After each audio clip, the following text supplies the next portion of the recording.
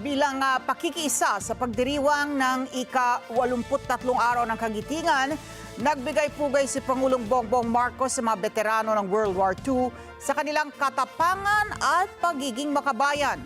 Eden Santos sa balitang yan.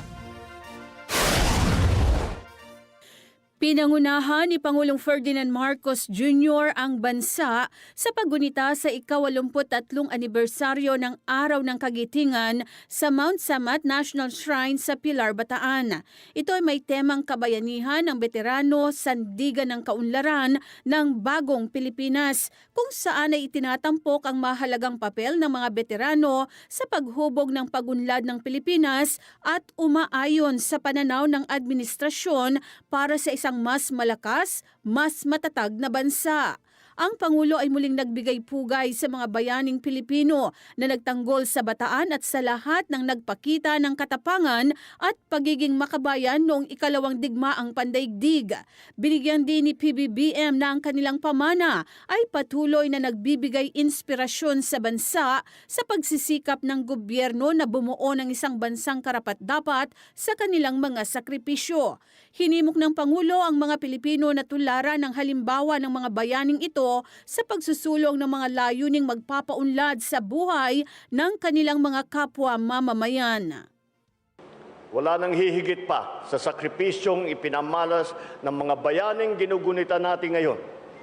Inialay nila ang sariling buhay para sa kapayapaan at kalayaan ng bayan.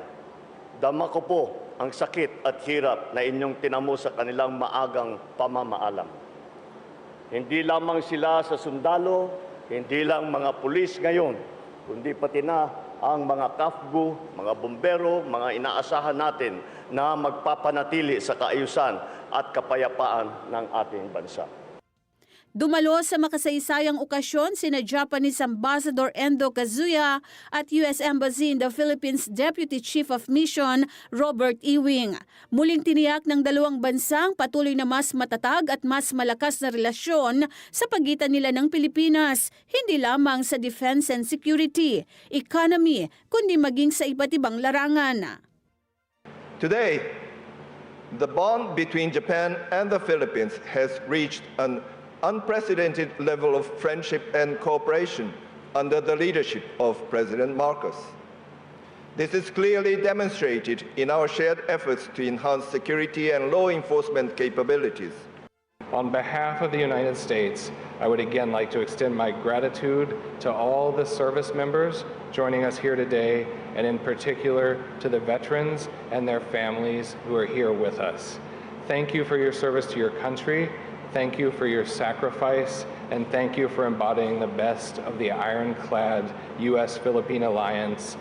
Sunod na binisita ni Pangulong Marcos ang bagong curated na Mount Samat National Shrine Underground Museum na nagkakahalaga ng 19 million pesos. Kasama sa 19 million pesos na renovation project ang structural upgrades at redesigned exhibit.